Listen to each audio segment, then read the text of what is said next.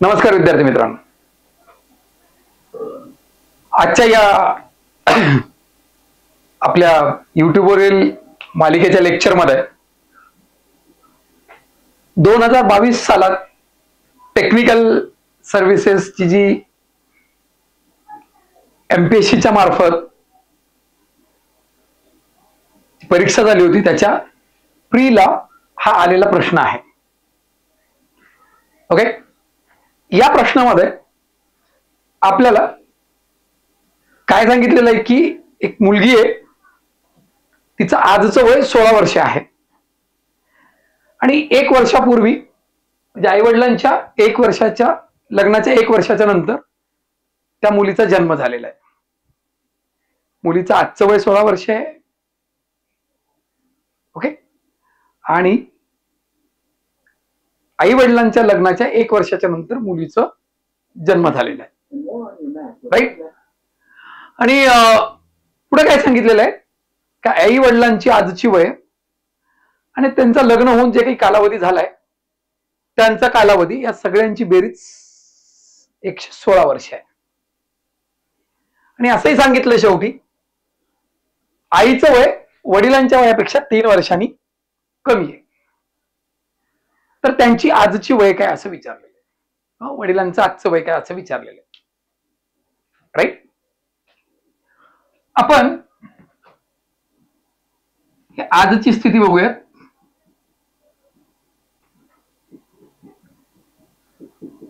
वडिलांचं वय X वर्ष म्हणू, आईचं वय Y वर्ष, मुलीचं वय दिलंय त्यांनी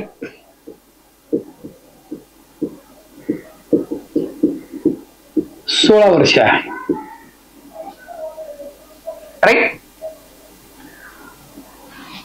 आता मुलगी जर आज 16 वर्षाची असेल तर तिचा जो काही जन्म आहे तो आजपासून 16 वर्षापूर्वी झाला असेल.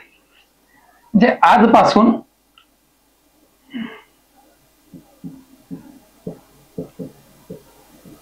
16 वर्षापूर्वी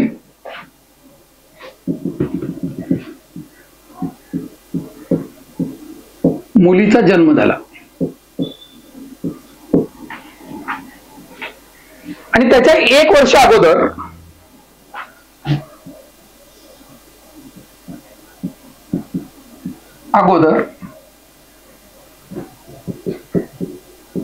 आई वडिलांचं लग्न झालेलं आहे.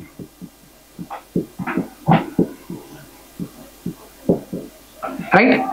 आई वडिलांचं लग्न झालं की 1 वर्षाचा कालावधी लोटला की मुलीचा जन्म झाला की जी मुलगी आज 16 वर्षाची. म्हणजे तुमच्या लक्षात येतं का आई वडिलांचं लग्न होऊन हे 1 आणि हे 16 म्हणजे किती वर्ष झालेले आहेत. लग्नाचे वर्ष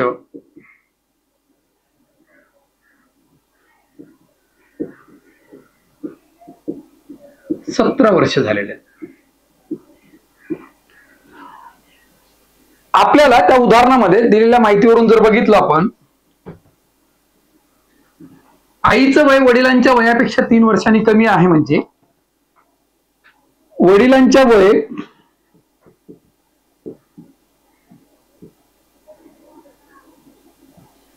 मायनस आईचं वय जर केलं आपण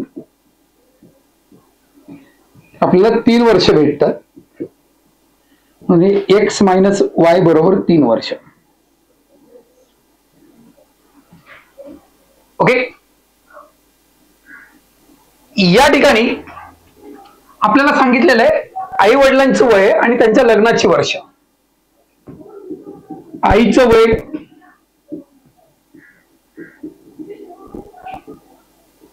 वडिलांचे वय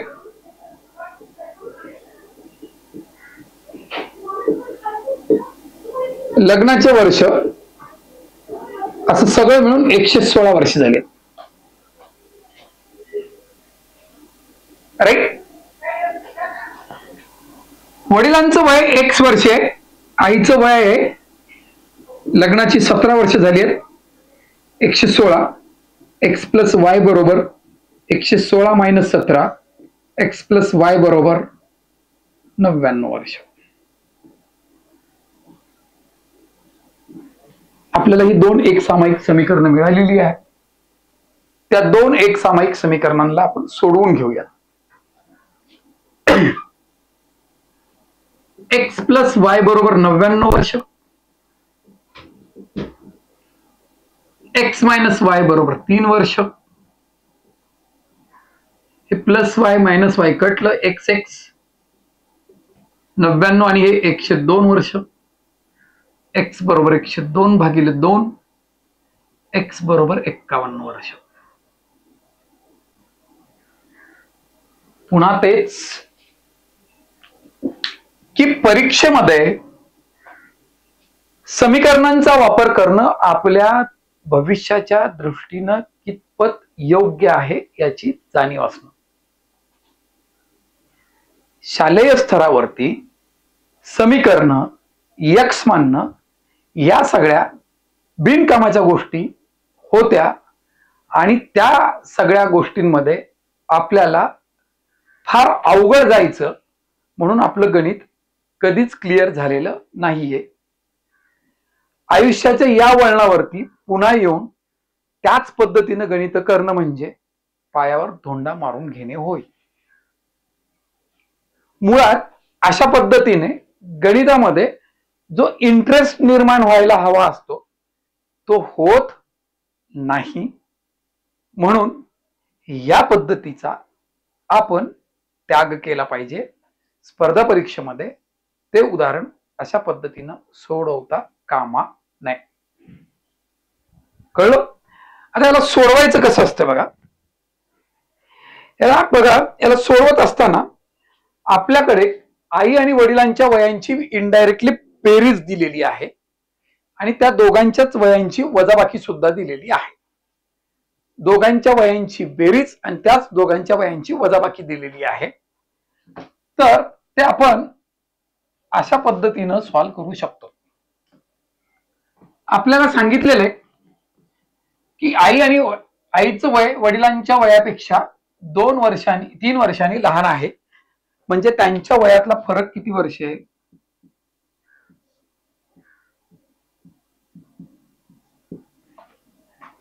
दुसरं, आईचं वय, वडिलांचं वय आणि त्यांची लग्नाची वर्ष यांची बेरीज 116 वर्ष आहे. तिघांची बेरीज. मुलगी आज 16 वर्षाची आहे आणि लग्नाच्या नंतर 1 वर्षांनी जन्मली आहे. ते 16 आणि ते 1 म्हणजे लग्नाला 17 वर्ष झाली. राईट? 116 मध्ये 17 वर्ष ही लग्नाची जर असतील तर 116 मधले 17 जर मायनस केले आपण तर 99 वर्ष हे त्या दोघांच्या वयांची बेरीज असेल.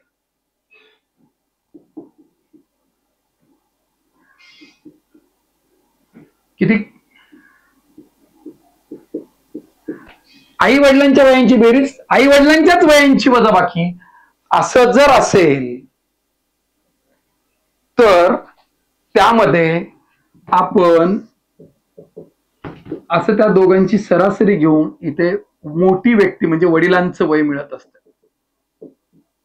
फक्त यांची सरासरी घ्यायची. 99 अधिक 3 भागिले 2 असं जर घेतलं तुम्ही तर 102 भागिले 2 भेटत आणि ते किती वर्ष येतं? 51 वर्ष. या 2 क्वांटिटी मधला फरक किंवा या 2 क्वांटिटी मधला फरक आईचं वय देईल. आता आईचं वय काय असेल? हे 51 आणि 3 मधला फरक 48 वर्ष. किंवा आईचं वय काय असेल? हे 99 आणि 51 मधला फरक 48 वर्ष. या दोघातला फरक किंवा या दोघातला फरक सारखाच आला पाहिजे. म्हणजे मेथडचं सिलेक्शन पण असं असलं पाहिजे की आयोगाची की आल्याच्या नंतर तुला तुझ्या प्रश्नाचं उत्तर हे चूक आहे का बरोबर आहे हे कळण्यामध्ये मजा नसते. हे तुला परीक्षेच्या हॉलमध्येच कळलं पाहिजे तुझं उत्तर बरोबर आहे का चूक आहे. इथेही 48 आहे, इथेही 48 आहे, कारण आई तीच आहे, एकच आई आहे. तर तिथंच आपल्याला कळून जातं की आपलं प्रश्नाचं उत्तर बरोबर आहे. हे जर वेगळं वेगळं आलं असतं तर आपल्याला लगेच कळलं असतं की आपण काहीतरी आगळं वेगळं केलेलं आहे. तर या मेथडमध्ये तुम्हाला काही दमदार वाटत असेल तर तुम्ही माझ्या यूट्यूब चॅनलला लाईक, सबस्क्राईब आणि त्याची आयकॉनची जी काही बेल आहे ती प्रेस करून ठेवा. आणि या यूट्यूब चॅनलची जी लिंक आहे तुम्ही तुमच्या मित्रपरिवारामध्ये शेअर कराल अशी अपेक्षा बाळगतो. नमस्कार.